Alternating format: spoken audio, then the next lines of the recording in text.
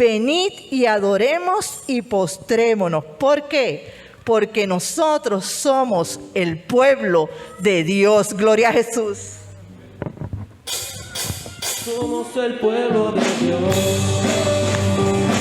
Somos un pueblo especial,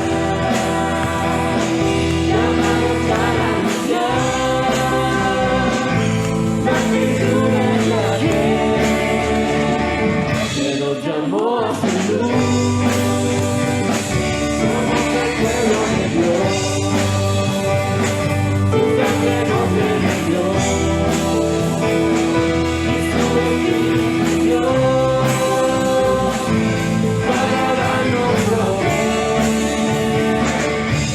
Testigos de él, y llevaremos su gloria a cada pueblo y nación, trayendo esperanza y nuevas de salvación. Y su amor nos impulsa, no podemos quedar.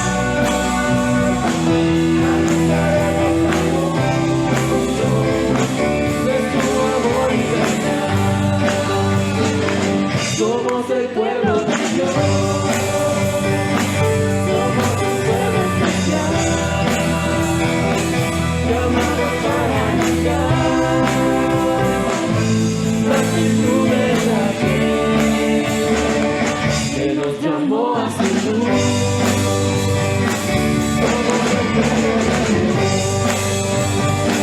Su sangre nos redimió.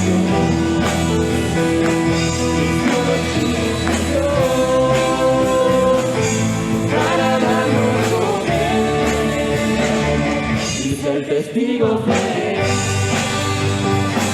y llevaremos su gloria a cada pueblo y nación, trayendo esperanza y nuevas de salvación. Y su amor nos impulsa, no nos podemos callar. Anunciaremos al mundo de su amor y verdad. Al que me ciñe de poder, al que me dio victoria, solo a él alabaré, solo a él alabaré. Al que me ciñe de poder, al que me dio victoria, solo a él alabaré, solo a él exaltaré. El Cristo será mi alabanza en la congregación. Le alabaré y exaltaré su nombre, Señor. Cristo será mi alabanza en la congregación. Le alabaré y exaltaré su nombre, Señor. Su nombre,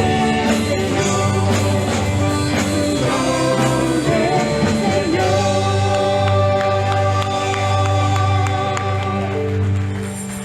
Gloria a Jesús. Hermano, yo no sé usted, pero para mí es tan hermoso saber que yo soy parte del pueblo de Dios. Que nosotros somos parte del pueblo de Dios. Que nosotros nos dirige un Dios maravilloso, el cual es el Rey y Señor de nuestra vida. Dice la palabra del Señor en el Salmo 24, gloria a Jesús. ¿Quién es el Rey de gloria? Jehová el fuerte y valiente, Jehová el poderoso en batalla. Alzad, oh puertas, vuestras cabezas, y alzaos vosotras, puertas eternas, y entrará el Rey de gloria. ¿Quién es el Rey de gloria? Jehová de los ejércitos. Él es el Rey de gloria. Nuestro Dios es nuestro Rey, nuestro Señor, nuestro Salvador. A Él sea toda la gloria y toda la honra al Rey de Reyes. Gloria a Jesús. En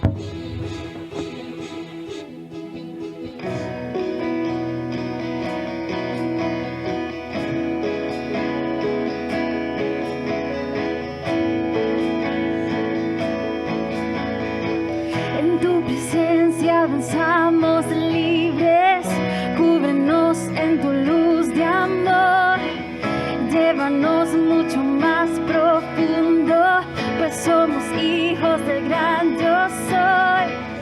Oh Dios, siempre con nosotros, susurrando restauración, haz de nuestro ser tu morada, tuyo somos. Tu iglesia clama, oh, abre los cielos con poder, enaltecido eres Dios, rompe tinieblas, brilla en gloria. Oh, oh, oh,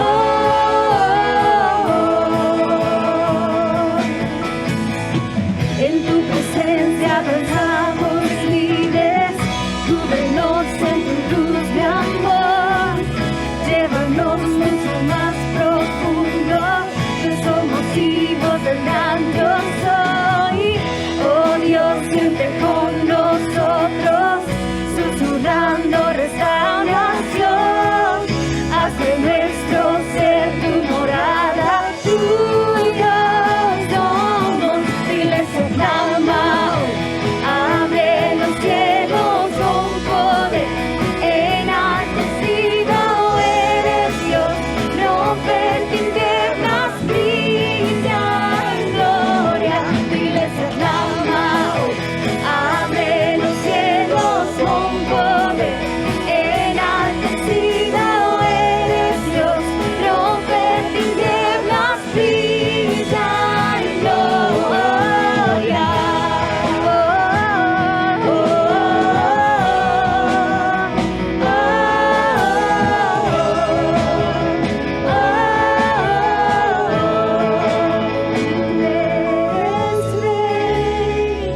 Por siempre rey sobre la creación, tú eres rey, tú eres rey, por siempre rey sobre la creación, tú eres rey, tú eres rey, Señor, por siempre rey sobre la creación.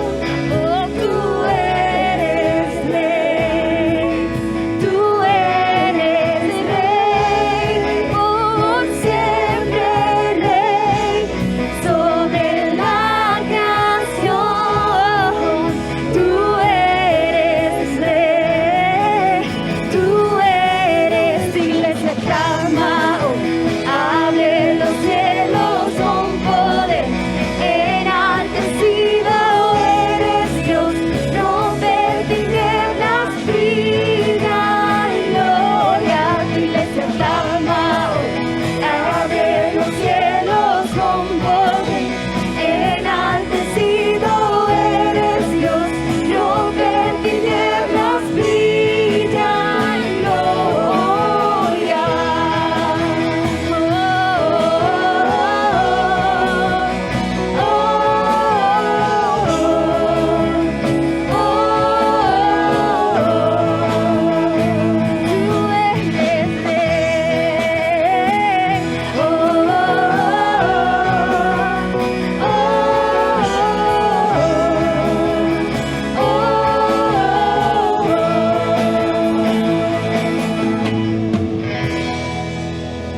Jesús, santo eres nuestro Dios. Hermano, ese es el Rey de nuestra vida. Él es quien nos guía, Él es quien nos lleva tomado de la mano en todo momento y nos dice, mira, no temas, porque yo te sostengo. No desmayes, yo soy tu Dios. Gloria a Jesús. La palabra del Señor en 1 de Juan, capítulo 4, versículos del 13 al 15, dice así: En esto conocemos, gloria a Jesús, que permanecemos en Él y Él en nosotros, en que nos ha dado de su Espíritu. Y nosotros hemos visto y testificamos que Él es el Padre que ha enviado al Hijo Salvador del mundo. Todo aquel que confiese que Jesús es el Hijo de Dios, Dios permanece en Él y Él en Dios. Todo aquel que confiese que Jesús es el Hijo de Dios, Dios permanece en Él y Él en Dios. Jesús es el centro de nuestra vida. Señor, te adoramos. Continuamos adorando y exaltando tu nombre. Y en este momento unidos, Señor, en un solo cuerpo, venimos agradecidos ante ti. Gracias, Señor, por ser el centro de nuestra vida, por ser nuestra guía, por ser nuestro Padre Celestial quien nos protege. Pero más que nada, gracias, Jesús, porque eres el centro de nuestras vidas por el sacrificio que hiciste por nosotros en la cruz. Te amamos, Señor Jesús. Te amamos y te adoramos. Y en esta mañana te pedimos, Jesús, que si hay alguien que aún no te ha conocido, que no te ha recibido como único y verdadero Salvador, que no salga de aquí sin decir: hoy puedo gritar a los cuatro vientos que Jesús es el centro de mi corazón, es el centro de mi vida. Gloria a Jesús.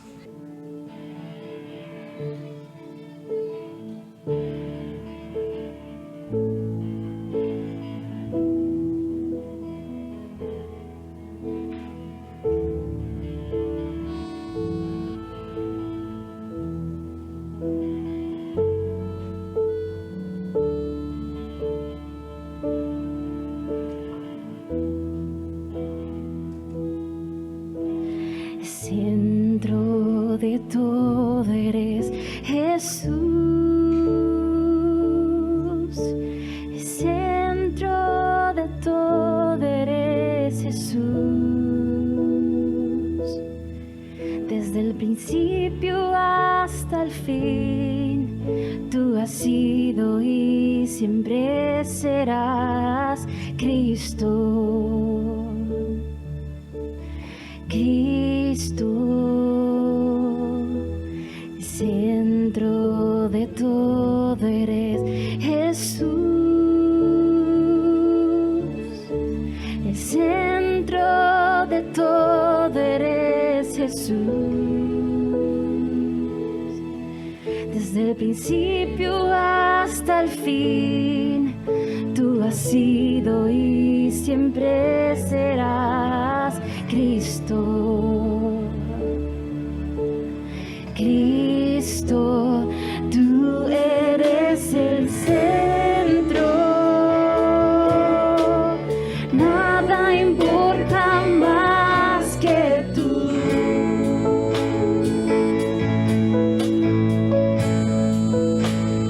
Todo el universo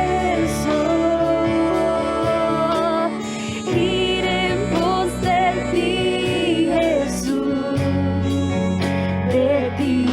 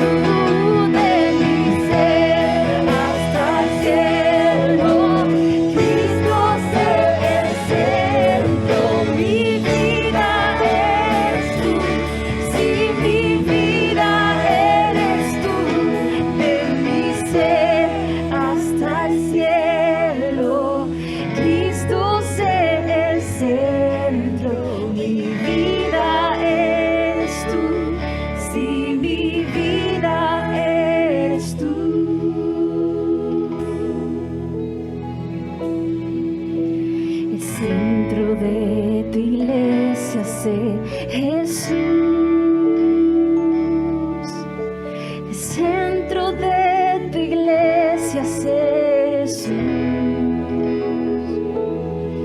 Cada rodilla se doblará y toda lengua te confesará, Cristo.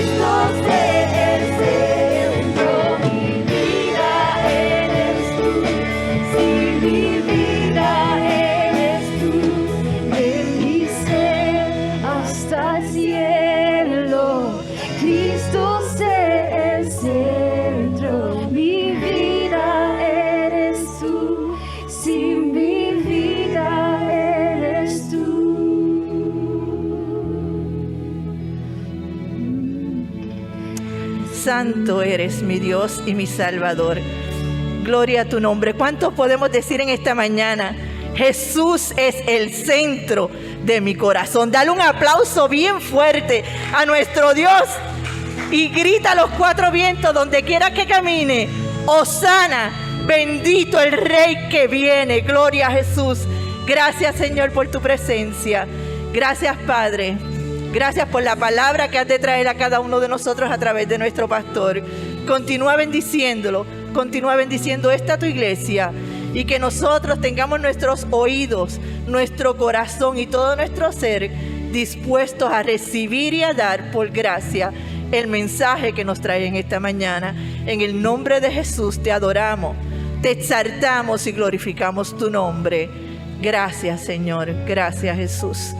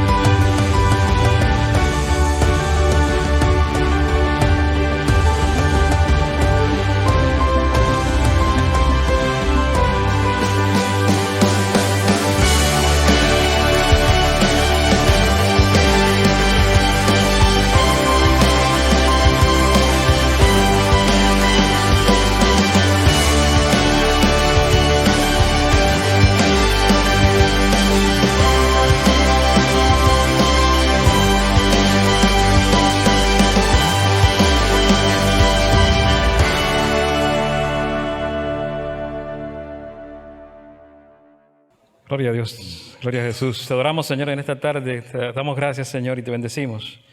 Gracias, Padre, porque podemos reunirnos en tu casa, mi Dios.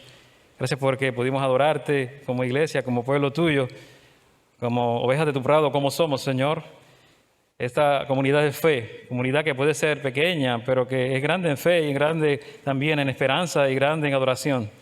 En el deseo de adorarte y que tú sigas siendo Rey sobre nuestras vidas. Te damos gracias, Señor, porque hemos recibido, sí, tu reino en nuestros corazones. Y queremos, Señor, que en esta semana, inicio de Semana Santa o Semana Mayor, como llamamos, mi Dios, que este tiempo, este periodo nos sirva como una plataforma para poder, mi Dios, evaluar nuestra fe, ejercer nuestra fe en medio de los retos que enfrentamos como hijos tuyos y los que enfrentamos en nuestro país como ciudadanos también, mi Dios, y en medio de las emergencias que han surgido, a una emergencia de salud que aún experimentamos. Padre, gracias por tu presencia en medio de nuestro, porque entras en nuestra realidad como entraste en Jerusalén, de la misma forma que entraste allí, triunfante, también entras en nuestra realidad y en nuestras vidas, Señor. Y en tu caminar nos brindas esperanza y y nos brindas, mi Dios, en esta hora fortaleza en el nombre de Jesús, en quien oramos, dándote toda gloria y toda honra y toda adoración. En Cristo Jesús.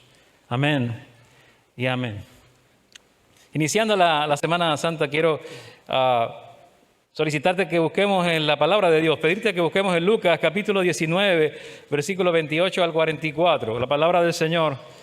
Lucas capítulo 19, versículos 28 al 44, donde el evangelista Lucas nos narra la entrada triunfal precisamente que da inicio a esta semana de pasión, muerte y resurrección de nuestro Señor Jesucristo. Ahí hay una gran definición, ¿verdad? Pasión, muerte y resurrección de nuestro Señor Jesucristo, si queremos verlo en tres etapas importantes y cruciales. Y nos dice allí el Evangelio, según San Lucas, y nos narra Lucas: dicho esto, iba adelante subiendo a Jerusalén. Y aconteció que llegando cerca de Betfagé y de Betania, al monte que se llama de los Olivos, envió 2 de sus discípulos, diciendo: id a la aldea de enfrente, y al entrar en ella hallaréis un pollino atado, en el cual nunca o ningún hombre ha montado jamás. Desatadlo y traedlo. Y si alguien os preguntare por qué lo desatáis, le responderéis así: porque el Señor lo necesita. Fueron los que habían sido enviados y hallaron como les dijo. Y cuando desataban el pollino, sus dueños le dijeron: ¿por qué desatáis el pollino? Ellos dijeron: porque el Señor lo necesita. Y lo trajeron a Jesús. Y habiendo echado sus mantos sobre el pollino, subieron a Jesús encima, y a su paso tendían sus mantos por el camino. Cuando llegaban ya cerca de la bajada del monte de los Olivos, toda la multitud de los discípulos, gozándose, comenzó a alabar a Dios a grandes voces por todas las maravillas que habían visto, diciendo: bendito el Rey que viene en el nombre del Señor, paz en el cielo y gloria en las alturas. Entonces algunos de los fariseos de entre la multitud le dijeron: Maestro, reprende a tus discípulos. Él respondiendo les dijo: os digo que si estos callaran, las piedras clamarían. Y cuando llegó cerca de la ciudad, al verla lloró sobre ella, diciendo: oh, si también tú conocieseis, a lo menos en este día, lo que es para tu paz, mas ahora está encubierto de tus ojos. Porque vendrán días sobre ti cuando tus enemigos te rodearán con vallado y te sitiarán, y por todas las partes te estrecharán, y derribarán a tierra y a tus hijos dentro de ti, y no dejarán en ti piedra sobre piedra, por cuanto no conociste el tiempo de tu visitación. Amén. Que el Señor añada bendición a su palabra. Y comenzando la Semana Santa, que recordamos todos estos eventos de esta última semana del ministerio terrenal de Jesús, damos comienzo mirando la entrada triunfal del Señor a Jerusalén durante la fiesta de la Pascua, durante el tiempo de la fiesta de la Pascua. No era un momento que se había tomado, ¿verdad?, al azar. Era un momento específico, un momento muy importante. Porque para anunciar Jesús que Él era en realidad el Mesías, Jesús escogió el tiempo cuando todo Israel estaría congregado en Jerusalén. Un lugar en el que una gran multitud lo vería. Una forma por la cual Él mostraría a todo Israel que su misión era inconfundible. Las multitudes estaban entusiasmadas, ahora tenían la seguridad de que su liberación estaba cerca porque veían en Jesús el Mesías que venía a libertar al pueblo, sobre todo de su opresión política del momento de los romanos. Y eso lo hemos visto cada año en esta historia, lo hemos mencionado. Pero cuando ves esta referencia al tiempo de fiesta, hablamos de una fiesta llamada la Pascua, esa celebración que existía entre los judíos desde hacía más de 1400 años. Era una de las 3 principales fiestas que se celebraban cada año, era enorme. Se celebraba en recuerdo del paso del Señor por las casas de los israelitas. En Éxodo capítulo 12, 13 está registrado cuando los primogénitos de todos los egipcios fueron destruidos para que todo el pueblo de Dios se salvara.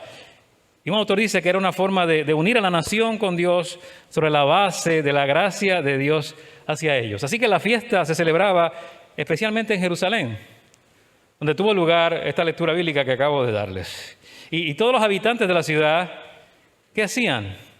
Acogían a los visitantes que venían de forasteros, ¿no?, en las casas, mientras que los que no cabían acampaban fuera en tiendas. Era un evento grandísimo. Era una celebración de mucha magnitud. Y en un momento dado, el número de personas que lo celebraban en Jerusalén ascendía a unos 2.700.000 personas. 2.700.000 personas siendo testigos de la entrada de Jesús a Jerusalén. No era un evento pequeño. Así que trata de imaginar la cantidad de gente en Jerusalén, la cifra de la que estamos hablando. Y toda esta gente había venido a celebrar. Y una de las formas en que celebraron fue, ¿verdad?, con un saludo entre ellos mientras se dirigían a Jerusalén. Y es el que leemos aquí en la Biblia. Bendito el que viene en nombre del Señor. Ese era el saludo que se daba al entrar a Jerusalén. Son versos de los salmos que se encuentran en el Antiguo Testamento. Salmos que se denominan salmos de la ascensión. En el Salmo 118. Y se cantaban como una bienvenida a los peregrinos. Venía tanta gente, era una bienvenida a los que iban a subir a Jerusalén. Y de esa manera era muy apropiado que Jesús subiera a Jerusalén ese día, con toda esa cantidad de testigos de su poder y de quién era Él, y de que entendieran cuál era la misión por la cual venía y su identidad como el verdadero Mesías esperado, aunque la multitud no lo entendiera bien todavía. Pero aquí hay algo más. El grito de Hosana, y esto es importante, es una palabra que se había convertido en un saludo también. ¿Okay? Un grito de alabanza que significaba salva, o ayuda, o socórrenos, ¿verdad? O rescátanos.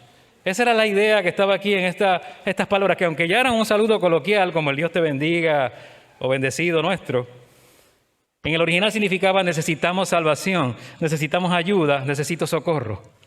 Yo necesito esto. Y las formas de estas palabras se utilizaban para dirigirse al rey con una necesidad. Cuando tú usabas esta palabra, tú lo utilizabas para ir al rey con una necesidad. Así que había un reconocimiento implícito aquí de la realeza de Jesús. Y además las ramas de palma que llevaba el pueblo eran el símbolo de un gobernante que llegaba victorioso. Cuando llegaba un gobernante victorioso de una campaña militar, el pueblo le daba la bienvenida de un rey con estas palmas. Así que básicamente estamos diciendo, eres el rey victorioso y el que gobierna. Pero Jesús llevó esto un poquito más lejos cuando entró a Jerusalén, como que le añadió un poco más frosting al bizcocho. Esto ya se veía muy grande, pero Jesús le añade un poquito. Cuando llegó a Jerusalén, montado en un burro, estaba haciendo una declaración también. Era una declaración específica. Jesús estaba cumpliendo deliberadamente una profecía hecha en el Antiguo Testamento en Zacarías 9, capítulo 9, versículo 9. La gente estaba a lo largo del camino alabando a Dios, agitando ramas de árboles y tendiendo sus mantos delante del pollino a medida que pasaba. Era como decir larga vida al rey, básicamente lo que ellos decían. Era el significado de gritos de alegría que Jesús cumplía con toda la intención de que recordaran a Zacarías, de que recordaran la profecía. Alégrate mucho, hija de Sión.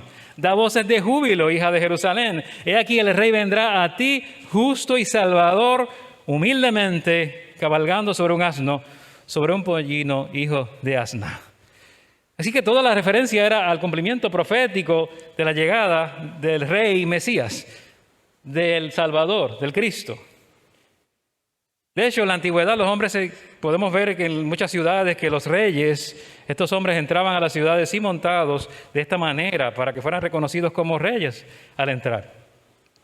Así que toda la multitud de los discípulos y estaban allí gozándose, comenzó a alabar a Dios a grandes voces por todas las maravillas que habían visto. Fíjense que aquí no estamos hablando de un evento aislado. Este evento depende de eventos anteriores, de maravillas que ya habían visto. ¿Sabes qué? Ya habían visto a Jesús hacer grandes obras. Ya sabían y reconocían a Jesús como profeta, como maestro, como hacedor de milagros, como el que resucitó a Lázaro. Y Lázaro estaba en vida y era evidencia física, tangible del poder de Jesús para dar vida. Así que ellos habían visto grandes cosas, nos registran los evangelios. Y toda la multitud, versículo 37, ¿verdad?, estaba allí. Y esa frase, toda la multitud, que estaba allí alabando a grandes voces. Hay un lenguaje aquí en el original, en el texto griego, que quiere decir que era grandioso con el propósito de expresar un estallido de admiración, mucho más amplio y profundo que jamás se había visto antes allí en Jerusalén. Y tú has ido a un concierto, ¿verdad? Y te has ido a Choliseo. Y está ese montón de miles de personas allí y están gritando y están quizás, ¿verdad?, contentos y están muy alegres de ver un espectáculo, y la persona que tanto admiran, ese artista, eso no es nada comparado con esto. Por la cantidad de personas, por la cantidad de personas admirando y adorando al Señor, pero también porque lo dice el texto mismo y esa palabra lo justifica. Entonces, bendito el Rey, ¿verdad? Como nos dice la palabra, Marcos nos dice Hosana, es decir, salva ahora. Esta palabra importante refiriéndose al Mesías, y añaden al Hijo de David. Y aquí hay otra expresión muy importante. Bendito el que viene en el nombre de Jehová, Hosana en las alturas. Este era el estilo más elevado en el cual pudo ser saludado el libertador, el posible libertador, como ellos lo veían, ¿verdad? En ese momento. Este era un momento crucial. Jesús ya tenía todo este reconocimiento público. Jesús estaba ante el pueblo en ese tiempo que esperaba ese libertador, pero de un tipo de libertador distinto, político, que liberara a Israel del pueblo del imperio romano, de esa opresión. Y Jesús como rey Mesías, ¿verdad?, que estaba allí presente. Pero toda la algarabía y toda aquella alabanza y todos los gritos de júbilo no necesariamente implicaban que la gente entendía cómo era el reino de Jesús y cuál era el reino de Jesús. No entendían precisamente. Y por esta razón la multitud que le aclamaba ese día es la misma que, aunque estaba adorando ese día, pronto iba a pedir su crucifixión, porque no había comprensión de quién era Jesús, ni del reino del cual estaba hablando, ni del reino que debía llegar al corazón de los hombres, y no un reino político. Así que, al igual que la multitud, nosotros podemos estar a veces también algo confundidos. Podemos tener una buena opinión de Jesús, podemos tener un conocimiento parcial de Jesús, y podemos hasta tener una buena opinión, sí, de Él, excelente, sin saber exactamente lo que Jesús está ofreciendo. ¿Qué salvación está ofreciendo? ¿A qué reino te está llamando? ¿Qué quiere cambiar en tu vida y qué puede hacer en tu vida? Pero antes de este evento Jesús tuvo que tomar decisiones importantes. En Lucas 18 Jesús anuncia su muerte a los discípulos antes de este evento que estamos viendo aquí. Lucas 18, versículos 31 al 44. Y quiero leer la palabra de Dios, porque es importante este otro evento previo a la entrada a Jerusalén. En este pasaje ves a un Jesús hablando a los discípulos y le está anunciando su muerte. Les está anunciando su muerte. Y les dice, pues será entregado el Hijo del Hombre a los gentiles, será escarnecido y afrentado y escupido, y después que le hayan azotado, le matarán, mas al tercer día resucitará. Ellos no la comprendieron estas cosas, y esta palabra les era encubierta, y no entendían lo que se les decía. Jesús les había anticipado, les había dicho, ¿sabes qué? Yo voy a subir a Jerusalén, sí, voy a ir allá, y aquí, subimos a Jerusalén, dice el pasaje en el versículo 21. Y se cumplirán todas las cosas escritas por los profetas acerca del Hijo del Hombre. Sí, pero mira lo que me va a pasar. Voy a ser entregado a los gentiles, voy a ser escarnecido, afrentado, escupido, azotado, me matarán y al tercer día voy a resucitar. Fíjate el lujo de detalles con que Jesús les cuenta y les narra y les dice a los discípulos lo que va a acontecer. De antemano Jesús sabía. Es sorprendente el lujo de detalles. Les dio un resumen, una sinopsis de lo que él iba a enfrentar esa semana, de la crisis que iba a enfrentar en su humanidad, de la forma en que esta parte importante de su humanidad también, que formaba parte de su misión divina, iba a ser una realidad, una crisis personal. Y Jesús se dirige a Jerusalén resuelto a enfrentar todo lo que le esperaba. Y podemos decir que enfrentó la crisis personal desde el punto de vista humano, con convicción y con firmeza. Enfrenta esta crisis con mucha convicción y con mucha firmeza. No era algo que él estaba evadiendo, no era algo que él estaba tratando de evitar. Aún sabiendo los detalles, aún sabiendo cada detalle, inclusive cómo le iban a torturar y qué muerte iba a padecer. Y esto nos habla de un Jesús que conoce y entiende nuestras crisis. De un Jesús que conoce y entiende nuestros retos también. Porque él también tuvo su crisis única, particular. No igual a las nuestras, mucho mayor, pero pasó por esta crisis humana tan grande.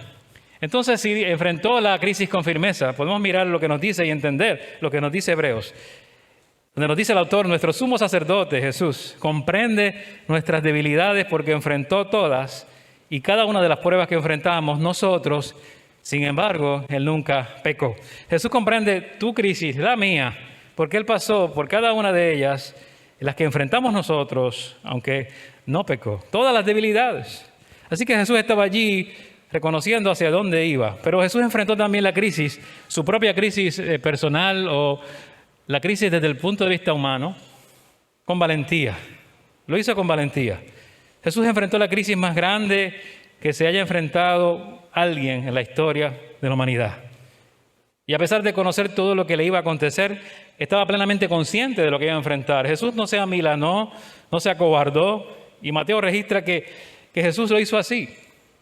Registra Mateo que cuando Jesús anunció su muerte a los discípulos, lo que no dice Lucas, Pedro, tal vez de manera bien intencionada, quiso intervenir para evitar que le ocurriera tal muerte a Jesús. Él dijo, mira, de verdad tienes que pensarlo un poquito.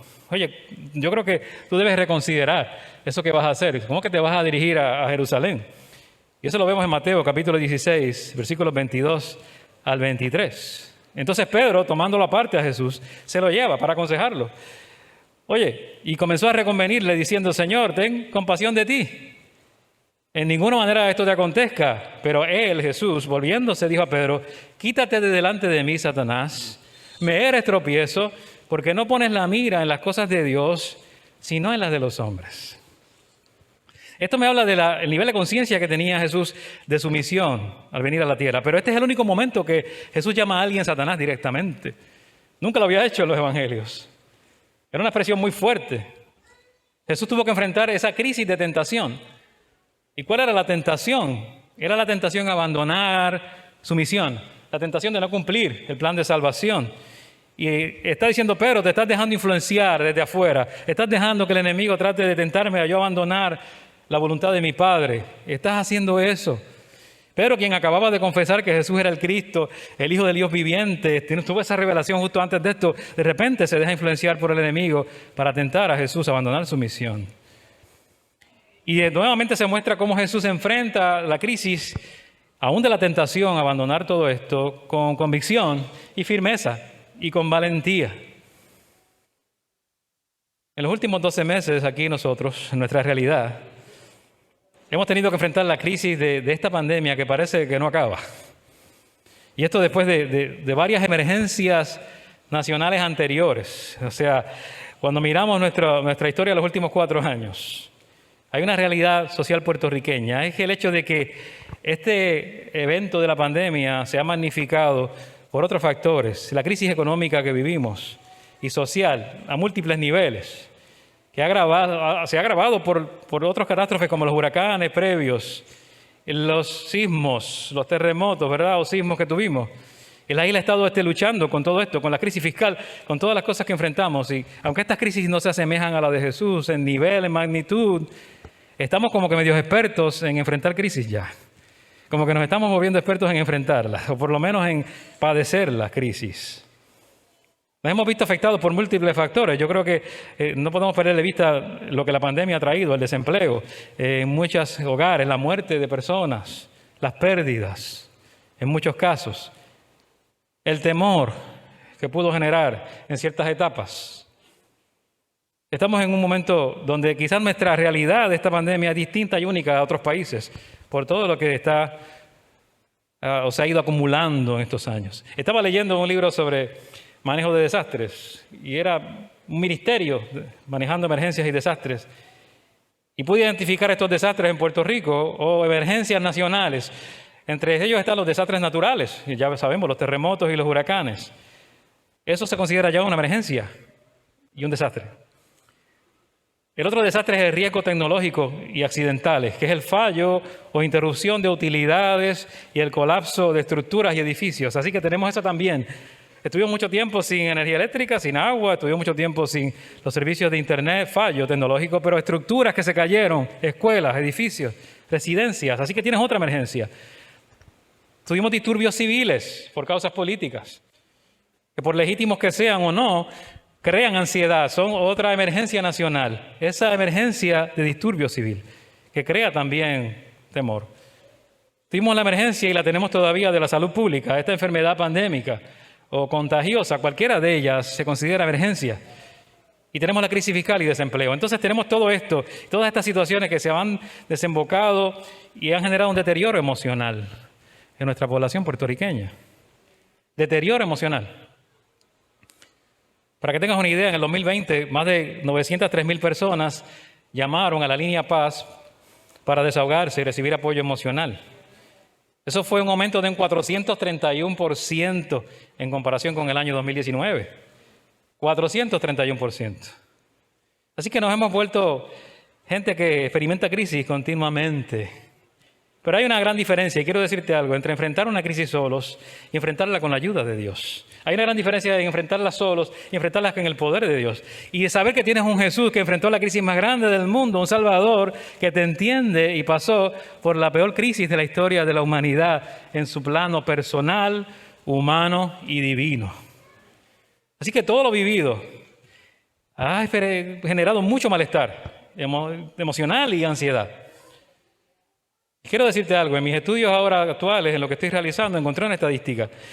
Un estudio realizado hace poquito, estamos hablando de febrero, entre enero y febrero de este año. Este estudio se realizó en Puerto Rico entre 3 universidades principales, recientemente, sobre el COVID-19.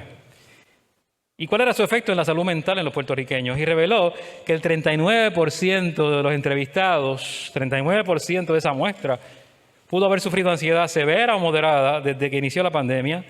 Y eso es una cifra que sobrepasa en el 11% a la tendencia en Estados Unidos. Así que tenemos una experiencia de ansiedad mayor que en otros lugares y sobre todo con quien nos comparamos tanto, que es con la nación americana. Así que hemos experimentado diferentes niveles de ansiedad. Y quiero decirte que Jesús entiende todo eso.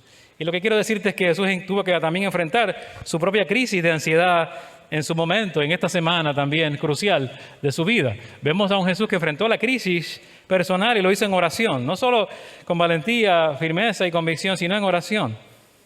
Lo miramos en Mateo 26. Ahí se encuentra ese momento sombrío en que Jesús experimenta en su humanidad, antes de la crucifixión, ¿verdad? Ese momento que representó un momento de victoria ante la crisis para Jesús. Antes de la crucifixión, antes de la tortura, ya había un evento de ansiedad extremo, sombrío, un momento oscuro, difícil para su humanidad. Y nos dice allí la palabra del Señor. Entonces llegó Jesús con ellos a un lugar que se llama Getsemaní y dijo a sus discípulos: sentaos aquí, entre tanto que voy allí y oro.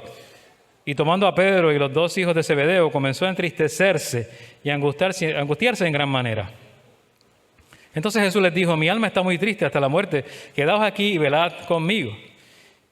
Yendo un poco más adelante, se postró sobre su rostro orando y diciendo: Padre mío, si es posible, pasa de mí esta copa, pero no sea yo como yo quiero, sino como tú. Y estoy saliéndome del domingo de Ramos hacia otro momento en la semana, mucho después. En el medio puede estar el momento en que Jesús entra al templo y derriba, ¿verdad?, las mesas, ¿verdad?, y purifica el templo. Pero quiero llegar a este punto porque quiero que veas cómo la crisis llegó hasta ese desenlace y a este momento en Getsemaní. En las afueras de Jerusalén hay un pequeño jardín, el jardín de Getsemaní. Jerusalén siempre ha sido una ciudad bien poblada, muy poblada. Y así que era difícil conseguir propiedad. Y los ricos compraban jardines privados en las laderas de los montes de los olivos. Así que probablemente esta era una propiedad de un amigo del Señor y era un lugar especial para que él fuera a descansar, relajarse, orar. Lo que tú y yo necesitamos también. Espero que tengas tu propio Getsemaní, tu propio lugar, tu propio jardín, el lugar donde puedes orar y buscar consuelo y tener comunión con el Padre. Y ese era el lugar especial para estar a solas con el Padre de Jesús. Cuando Jesús se reunía con los discípulos dentro de la ciudad, iba al aposento alto. Cuando estaba fuera, iba a Getsemaní. Pero Getsemaní significa prensa de aceite, prensa de olivo. Allí había un olivo, se prensaba el olivo. Para extraerle el olivo, lo mejor que tiene el olivo, que es precisamente ese aceite, ¿verdad?, que tanto apreciamos. Así que evidentemente era un lugar donde se recogían las aceitunas de los árboles, se prensaban y se machacaban para sacar el aceite. Y esto es significativo porque Jesús estaba en este lugar y precisamente todo esto simboliza que Jesús estaba a punto de ser prensado, es decir, oprimido por múltiples factores. De tal manera que de la sangre que se vertía de su cuerpo, de esa opresión que iba a recibir, surgiera lo mejor de él, que era la salvación. Esta opresión de Jesús, esta manera en que iba a ser aplastado o prensado, por decirlo de una forma, tanto física como emocionalmente, iba a ser posible tu salvación y la mía.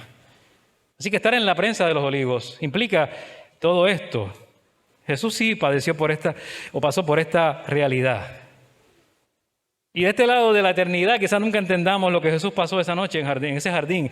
Nuestro vocabulario es limitado, ¿no? No podemos entender la profundidad de la experiencia. Aquí, donde Jesús se rindió para ir a la cruz, aceptando la voluntad del Padre, es algo que no podemos comprender. Y la frase que nos dice allí es que Jesús estaba muy triste. Y viene de una palabra griega que significa rodeado de dolor, en un torbellino de dolor, engullido por el dolor. Era algo muy grave. Un nivel de ansiedad y angustia que no entendemos nosotros. ¿Y por qué experimentaba Jesús ese dolor en el jardín? Bueno, por varias razones. Primero, el sufrimiento emocional que estaba a punto de padecer. El sufrimiento emocional. No dejamos fuera su humanidad. No cometamos quizás ese error de olvidarnos de su humanidad. Y el dolor emocional que estaba a punto de padecer lo registra Lucas. ¿Sabes que San Lucas registra lo que no registran los otros evangelistas? Lucas, como buen médico, nos da un detalle adicional. Era médico de profesión. Y dice, y estando en agonía, oraba más intensamente y su sudor era como grandes gotas de sangre que caían hasta la tierra. Entonces, ¿cuán grande era la crisis de Jesús? Ese lenguaje médico que vemos aquí, esa realidad que experimentó Jesús. En el lenguaje médico significa hematohidrosis o sudar, ¿verdad?, de forma sanguinolenta, donde los capilares subcutáneos que están bajo la piel se rompen y se mezcla el sudor con las gotas de sangre y da la impresión que está sudando sangre, pues hay sangre mezclada con sudor. Eso ocurre en la realidad, eso es una condición médica conocida en estados de angustia y ansiedad extrema. Jesús estaba pasando esto, no era metafórico, no es una figura poética, estaba a ese nivel de ansiedad. Y añade a todo ese estrés que tenía Jesús emocional tantos factores. Había gente que le llamaba mentiroso y blasfemo, los líderes religiosos. Dudaban de su integridad y su sinceridad. Eso duele emocionalmente cuando pasa con nosotros, cuando ha sucedido en nuestras vidas.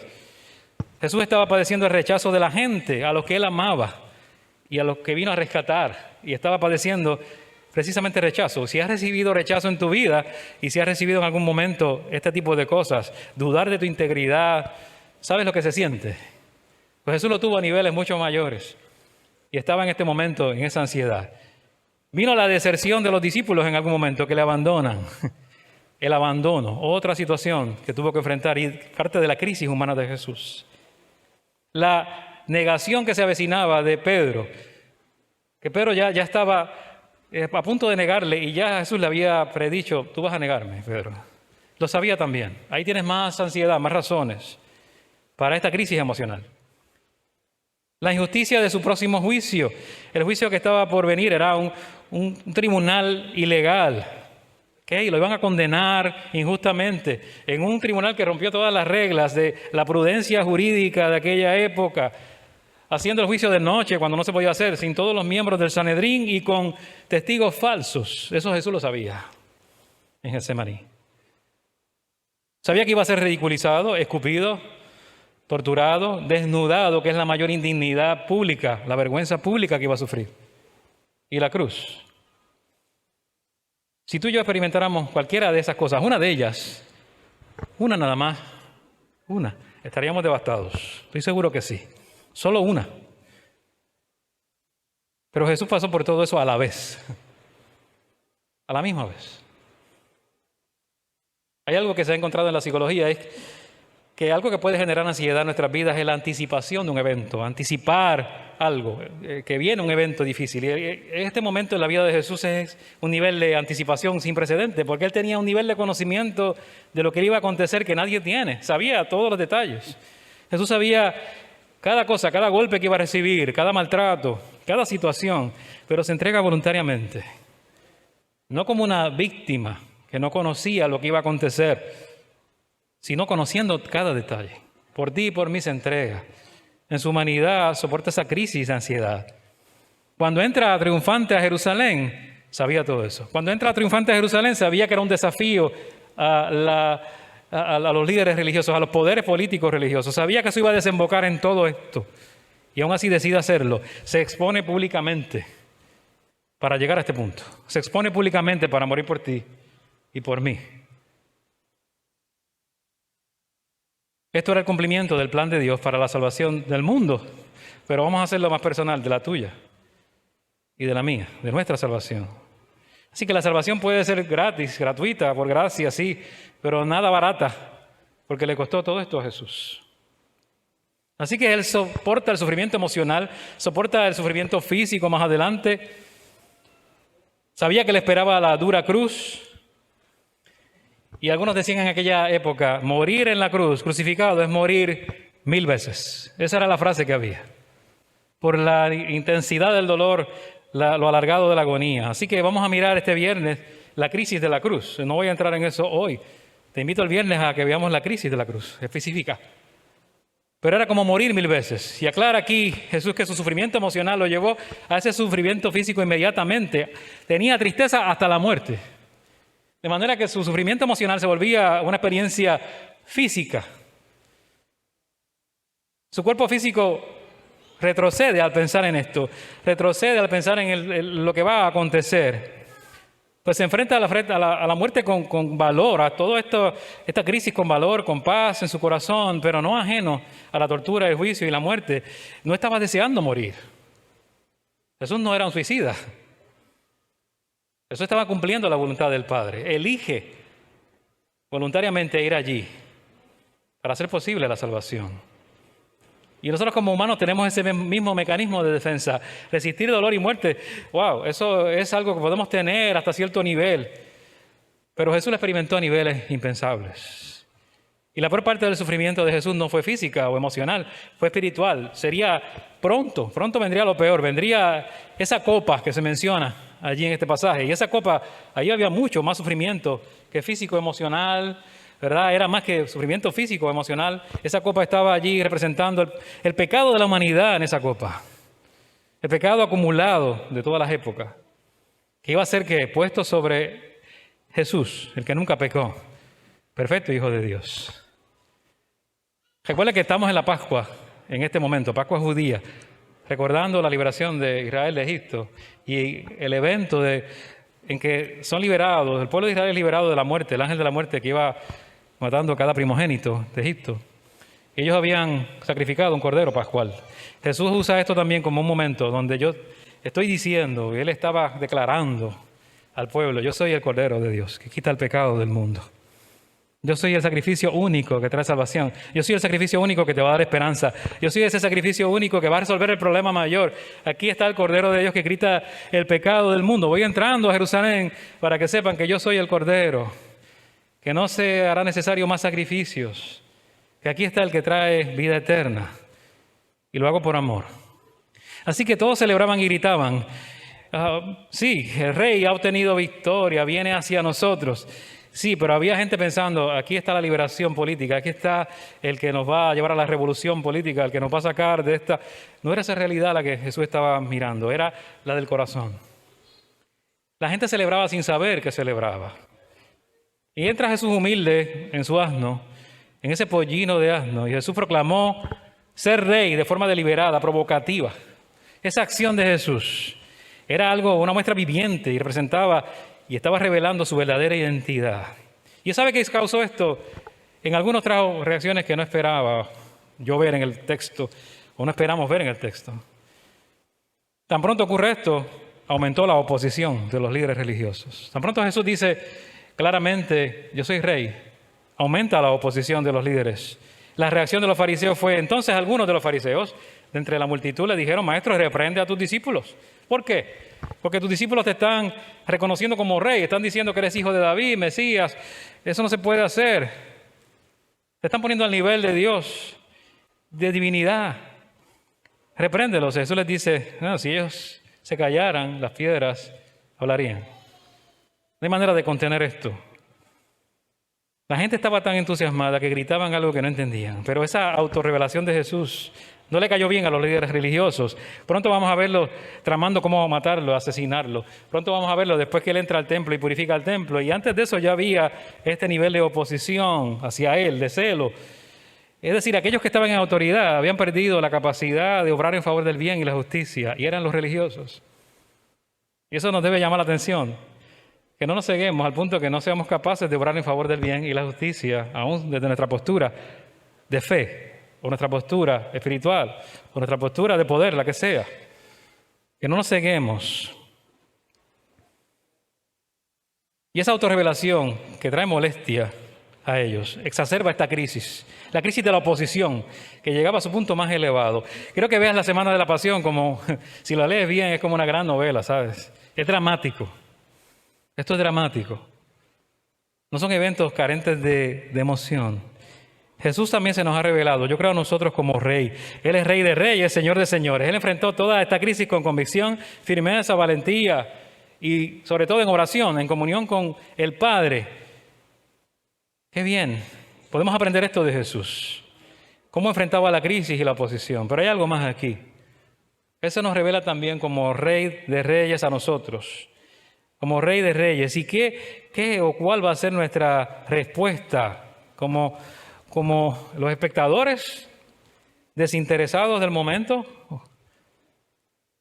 Con curiosidad, como algunos de los griegos que llegaron allí. Juan dice que llegaron unos griegos a ver a Jesús. Querían saber quién es este, con curiosidad simplemente, no para adorarle, pero habían escuchado de los milagros, cómo había resucitado Lázaro, querían ver a Lázaro, había esa expectativa, así que había simplemente curiosidad. Lo vamos a recibir como adoradores entusiastas, aunque no entendamos de qué se trata todo, como muchos que estaban allí, o algunos en oposición a su reinado en nuestras vidas, como los líderes religiosos, como aquellos que estaban por allí tratando de reprender a los discípulos. Porque puedes aprender cómo manejar la crisis. Podemos aprender esto en nuestra realidad actual, pero nuestra respuesta a su entrega de amor, a que Él estuviera dispuesto a pasar toda esa crisis personal, humana y en el plano espiritual, como Hijo de Dios, parte de su misión divina, nos debe conducir a una decisión. Y mi pregunta es si Jesús es tu Rey, si la has reconocido como Rey en tu vida, si la has recibido como ese siervo sufriente que nos dice Isaías 53, experimentado en quebranto, que murió por tus pecados para darte vida eterna. Eso es lo que te permite decir Hosana. Eso es lo que nos permite decir Hosana. Salva ahora, rescátame, socórreme, porque sé que estoy necesitado de salvación. Estoy necesitado de la intervención de Dios en mi vida. Estoy necesitado de vida eterna. Estoy necesitado de la intervención de Dios también en mi crisis personal, si lo quieres llevar a ese plano. Pero la mejor respuesta es recibirle como Salvador y Rey de manera genuina en tu vida. ¿Quieres recibirle como Rey en esta tarde? Porque Jesús te amó al extremo de padecer todo esto, todo este dolor emocional, físico y la crisis espiritual del pecado, por ti y por mí. Te invito solo a mirar, porque creo que lo que estamos viendo en esta semana de Jesús nos debe llevar a la reflexión. No solo eso, la misma pandemia que estamos experimentando nos sirve como lugar teológico de donde nosotros podamos evaluar nuestra fe y evaluar no solo nuestra fe, sino nuestra respuesta a la crisis y ejercer nuestra fe.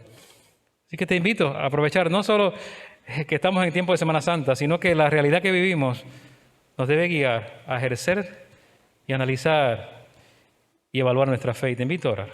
Dios bueno, te agradecemos en esta tarde tu presencia en medio nuestro, Señor.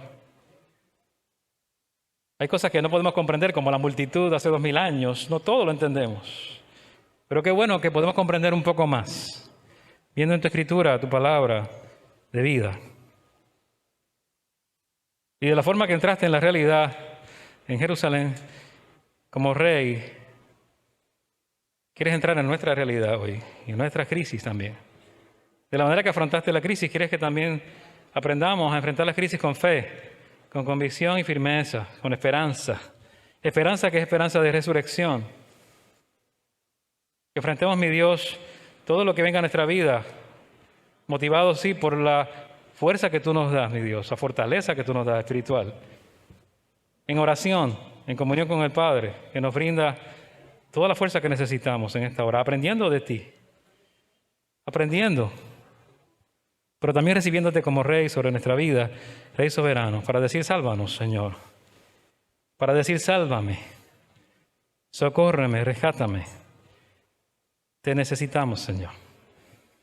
Gracias, Padre, porque vemos en esta semana el plan de salvación, de redención para cada uno de nosotros, de liberación, de sanidad, de todo lo que quieres hacer en nuestra vida, de transformación, de cambio. Podemos verlo allí. desde este evento hasta la cruz y de la cruz a la tumba vacía, vemos tu plan de bendición y vida eterna para nuestras vidas. Lo vemos allí. Permite, Señor, que respondamos de la manera que tú quieres, Señor, en fe y entrega. Y no de las formas incorrectas que algunos tuvieron, Señor. En Cristo Jesús, en quien oramos, dándote gracias. Amén y amén.